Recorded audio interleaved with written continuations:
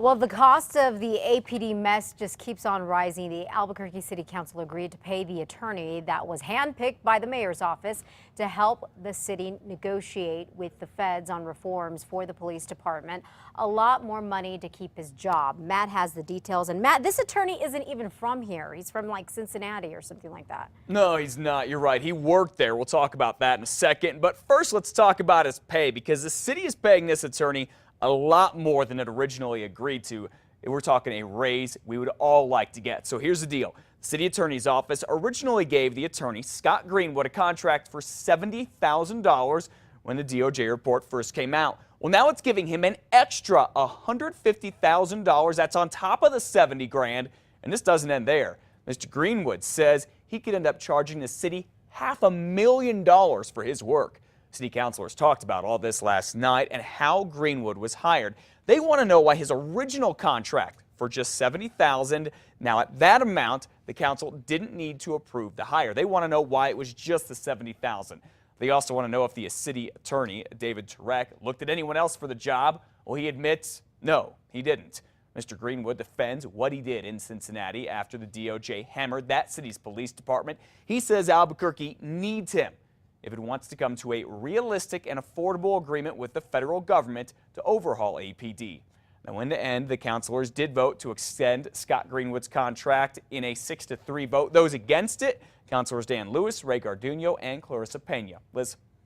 All right, thank you, Matt. Greenwood is being paid $350 an hour. City Attorney David Turek admits that that is more than the city pays other outside legal help. The new bill is just the latest to be added to the grocery list of things needed to fix the Albuquerque Police Department. Here is what has already been spent since the DOJ report was released in April. The mayor has approved $1 million more for upgrading police training, an additional $1 million for dealing with items in the federal report, and the council has approved another $1.5 million to beef up mental health resources. That is more than $3 million so far. Well, coming up on 534, some bad news for city workers in Portales. Some pay raises could get cut there, and there could be a hiring freeze soon because city revenues are down, and now Portales is short on cash. Portales' city manager, Doug Redmond, says workers who were set to get their raises before June 30th will still get them, but he is making no promises after that.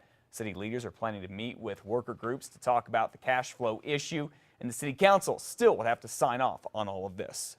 Well, Governor Susana Martinez's former campaign manager should find out in a few months if he'll be going to federal prison. Jamie Estrada could spend a year behind bars after admitting to stealing some of Governor Martinez's private emails. Mr. Estrada struck a plea deal in court, taking a fall on just 2 of 16 charges. He did this yesterday. Prosecutors say Estrada admits to stealing one specific email from Ms. Martinez's 2010 election website domain after he'd been fired. The email came from the Republican Governors Association. That piece of evidence contained the specific word confidential on it. And so that is a perfect example that he should not have received that email. Mr. Estrada also admits to lying about all of this. Investigators say he bought the governor's campaign website domain after she had won her election, then redirected all of the incoming emails to a private account. Estrada initially had denied all of this. Ms. Martinez says she is glad to see Estrada fess up. He should be sentenced in September. We'll let you know what happens then. Well, 535, a city worker here in Albuquerque who resigned after we caught him on camera breaking the law while doing a side job has a new job this morning. He is now working for the state where he was hired to make sure everyone else is following the law.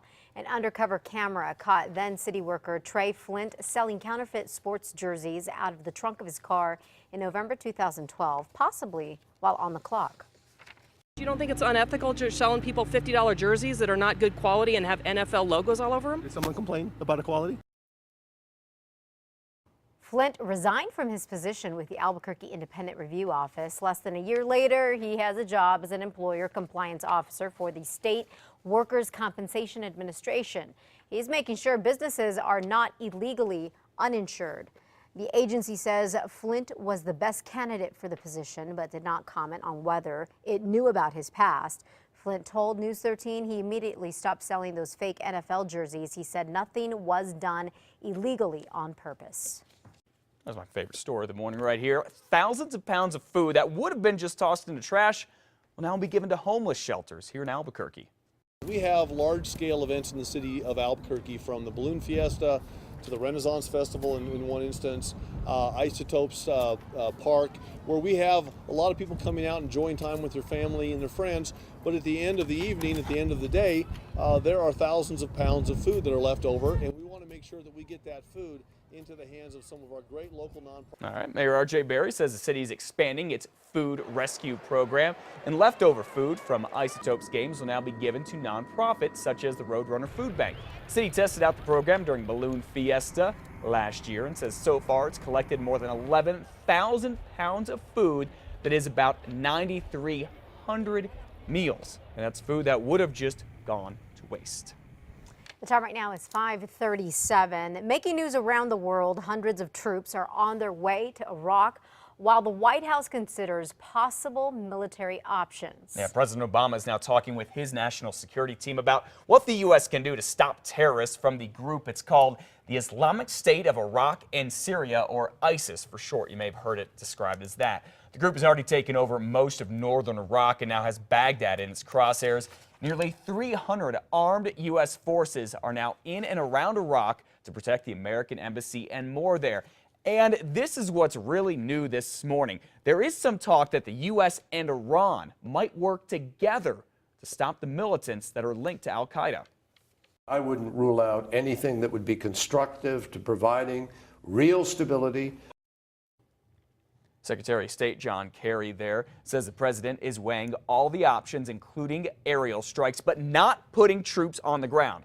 The U.S. is also sending an aircraft carrier group to that area. And remember Friday, we told you gas prices could go up because of the fighting in Iraq. Well, it seems that's even more likely now. The price of crude oil is already up 4% just this month, and investors are wary of the future, which could send the price of oil through the roof. It's all based on that speculation they do. Here in New Mexico, a gallon of regular averages $3.50. That's already up a few cents from last week.